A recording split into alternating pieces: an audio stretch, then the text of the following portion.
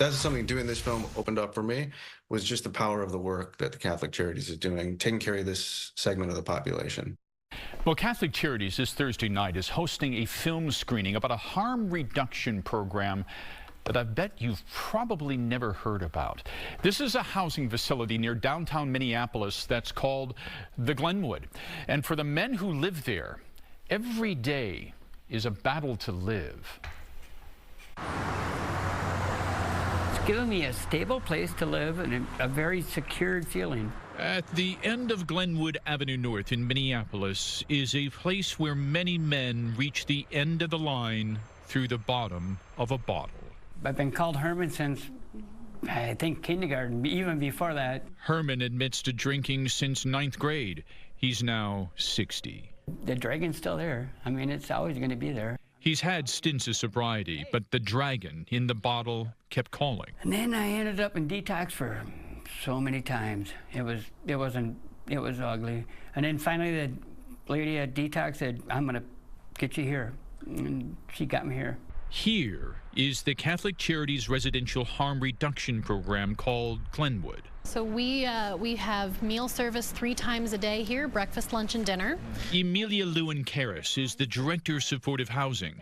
At the moment, the Glenwood houses and feeds more than 50 men battling chronic alcohol addiction. This is our back courtyard. Glenwood residents are invited to come out here and drink. The program is in part subsidized by Hennepin County because if these men are drinking here, they're not in jail, detox, or at HCMC. It therefore saves the county tax dollars. The program is really designed for individuals who have had multiple attempts at treatment, have historically been frequent users of detox, and for whatever reason, abstinence or recovery is really not feasible for them at this time. Here, the men are allowed to drink.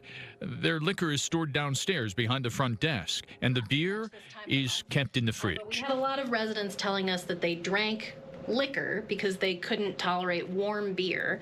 And so this is one of the ways in which we try to encourage people to make the switch from hard liquor to beer. For many of the men like Herman, it's a supportive model to help them live longer. I don't have to worry about meals. I don't have to worry about a warm place to sleep.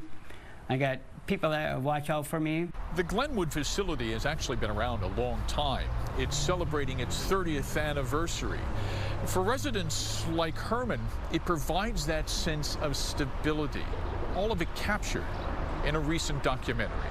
See the things you find on the street. So the film is called Wet House. Wet House documents the daily lives. I'm happy for this place. I'm grateful. Of the men who've lived here. I don't think I'll stop drinking until I die. And so it's a story about kind of survival and compassion and life in this unique place.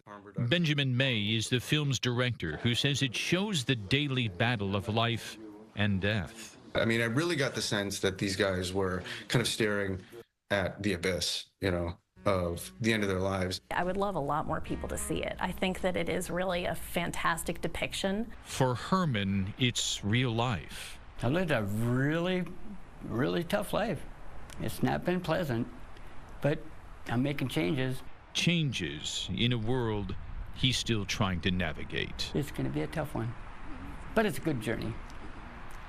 Now, when I asked Herman where he wants to be in a year, he told me that he simply wants to be alive.